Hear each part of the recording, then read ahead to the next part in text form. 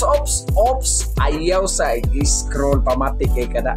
Ayaw sa i-scroll, i-like o share po doon yung human ngaon sa taong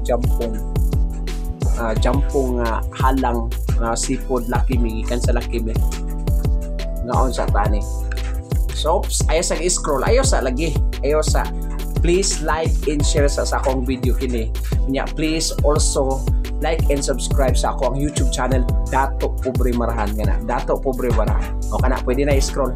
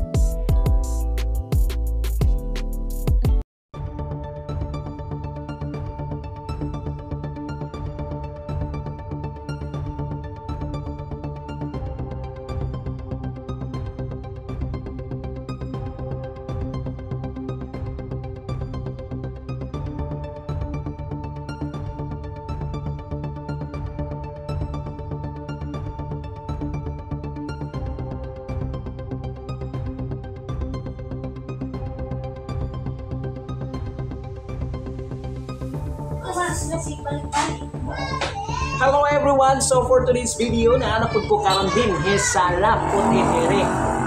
Lapot Etere, along the highway lang yun ni siya sa siya tining Tamugan. Ilakap, sa pangalan ni Captain. Mario Ados. Si Kap Adot. Ako karon din sa iyahang lugar sa iyang barangay tungod kay every time nga nagabiyahe ko, nagahapit ko rin one time, dami man rin ang mga pagkaon. Along the highway niya, doon po siyang highway. Dami lang mga pagkaon din sa Lapot Etere. Hindi lang mismo sa may, pang regular sa Rosa Store. So akong i-order karon kiniilahang kinilaw nga with gata ba ni? Yeah, munggo. Try na.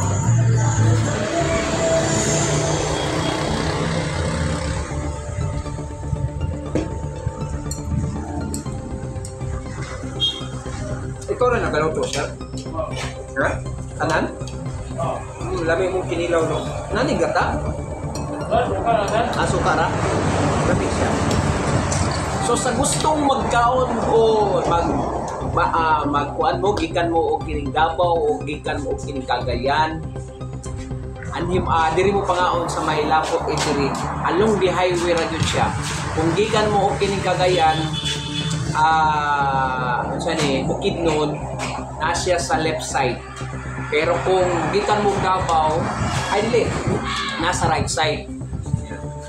So, malami po nila ang mga pagkaon din kaya dali lang ninyo matutan tungod kay nay aso-aso sa atbang sa gawas sila'y bulalo na inyong hadiya, sir, no? Nalang balbakwa, sir. Ginalang og balbakwa.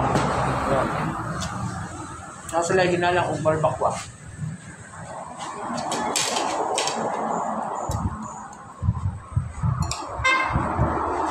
Para sa mga motorista nang nagbuntag, puyat sila, nahinalang sila og balbakwa din na makahimong makapabasbog sa inyong mga tukod. Lami ilang kinilaw.